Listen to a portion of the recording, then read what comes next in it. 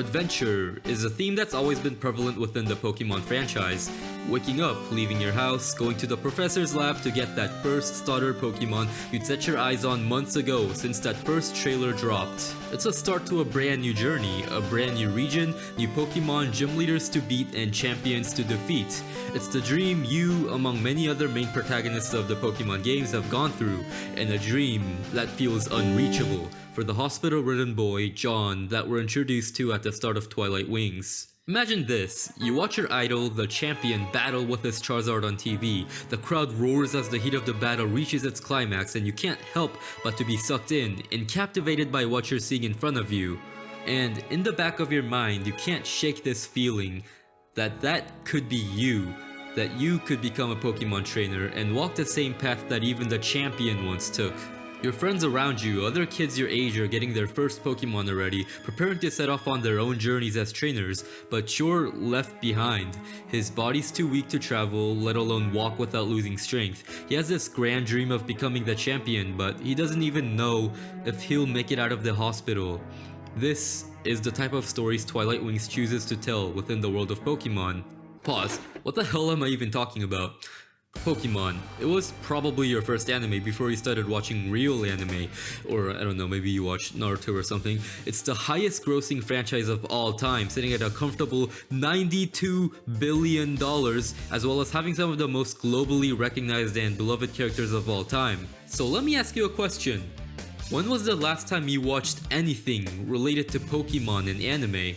Whenever I browse lifechart.me, it's always there, sitting in the corner, airing its 105th episode just in that generation. Yet aside from massive events like Ash almost winning the Kalos League, yet still somehow losing, no one talks about Pokemon. Except for Reddit. Why? An entire massive world filled with unique locations, interesting lore, and these iconic creatures exist. The canvas is literally right there, begging to be drawn on, yet they opt to tell the same old story of Ash Ketchum, his Pikachu magically reverting back to level 1 in every new continent he sets foot in, like a broken record doomed to play the same old tune forever, was what I thought before I watched Hakume no Tsubasa, or Pokemon Twilight Wings.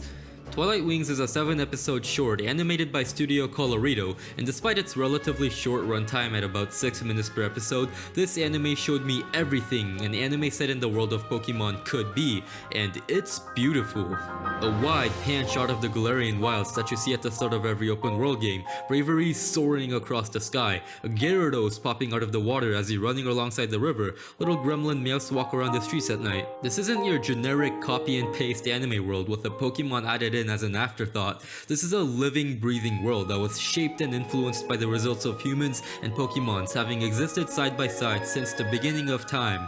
You can tell they put a lot of thought into this from the little things you see in the background. A magician on the streets performing fire tricks with a little Charmander. The Sudowoodoos in a pot. Pumpkaboos light the streets of Winden while a Mr. Rhyme tap dances to some music. I could keep going, but these little things that happen in the background bring the world to life and gives more character to the setting in this 7-episode short than some shows achieve in their lifetime, and that's just the background. I find that the biggest thing most of these short form anime struggle with is the story, mostly because of the time restrictions they're working under. 6 to 7 minutes an episode just isn't enough time to fully develop certain characters and plot points, but I think Twilight Wings did an amazing job with what they were given, building on already pre-established characters within the games. An insight into the champion's little brother as we see him watching his older brother's matches, analyzing it frame by frame, while this common normal type Pokemon you find in Route 1, fated to be an HM slave, has to come to terms with the fact that it will never be a fire-breathing Charizard. The backstory of the mayor's assistant, and the story of how she went from an overworked and underappreciated researcher at a lab until she was approached by the mayor one day and climbed her way up to basically running the capital city of the region. One of my favorite episodes from Twilight Wings was the episode featuring Nessa, the water-type gym leader, for, well, certain reasons, but let me tell you about it. After suffering yet another loss in a battle against the champion, the chairman approaches the downtrodden Nessa in the locker rooms afterwards to gas her up. Because you see, on top of being a gym leader, Nessa also has a side gig as a popular model. She's the total definition of a girl boss, but the chairman is a hater and thinks that she can't keep doing both if she wants to reach her potential as a trainer. Next, we see her talking to a friend about it, and can you just take a moment to appreciate how much drip these characters have? Like, holy shit, a character who's supposed to be a model actually dressing like one? How do they keep making me sim for this character even more than I already am, man? Anyways, after a bit of talking, she tells her this. Well, in any event, it comes down to what you want to do.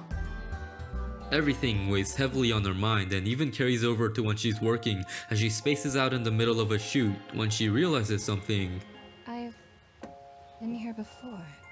Important memories begin flooding back into her mind as she slowly begins to remind herself of why she's doing this in the first place, feeling that passion that drove her to strive for the absolute best.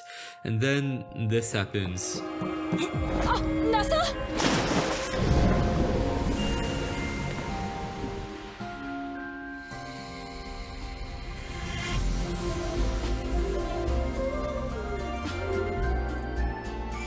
Some of the most aesthetic and visually striking Pokemon animation I've ever seen. The animation and artwork in this show had no right to be this good, yet it is. You can see how the rest of the episode plays out for yourself, but what really makes Twilight Wings work is that the Pokemon themselves aren't just accessories or props to fill the background. Twilight Wings lives and dies by the relationships the trainers have with their Pokemon and how they help each other grow and develop. The Pokemon play just as big of a role in these episodes as the human characters themselves, and that chemistry and balance is what makes Twilight Wings special. But while all of this is happening, you might have forgotten something. The scene opens in a graveyard, the full moon lighting the tombstones that line the eerie landscape as the ghost-type gym leader, Alistair, is hanging out here alone for some reason, until you notice a familiar face. It's Tommy, John's best friend from the hospital. See, he's here to ask a favor from one of the gym leaders because he feels that he needs to make up for something that he regrets. I could explain it to you, or I could just show you. We have no idea when or if we'll ever get out of this hospital. But Mr. Rose said that I could become a good Pokemon trainer. And the same Mr. Rose hasn't responded to your letter, has he? Stop dreaming of stuff that can't come true. And before they had the chance to make up, Tommy is released from the hospital, making it feel like he ended their friendship on a sour note. That's real. Alistair can't get him his ticket, but he offers something else. If you want to apologize, you should really go see him in person. So they do. They get on a Pokemon taxi, fly to the hospital, and sneak in. Inside, Tommy learns that John's surgery was a success and that the doctor succeeded in curing his condition. They make up, have a wholesome moment. It's a cute little way of ending off their story. But what I want to bring attention to is something you and the YouTube comment section might have noticed. Why was Tommy alone at a graveyard in the middle of the night? Why did he choose to seek out the ghost-type gym leader specifically? The reason why he sounded so frustrated in their last conversation in the hospital, and the timing of his release that didn't give him the last chance to apologize. They never actually confirm anything, but the dots are left there for the audience to connect. I read in the comment section that the writer probably left it vague on purpose so the viewers could make their own interpretations of the story, and I think that was 100% intentional. And while it's technically never confirmed, I still think it's cool that they didn't shy away from sadder themes like loss, illnesses, and even death. But that's not where the story ends, because John still has a promise to keep.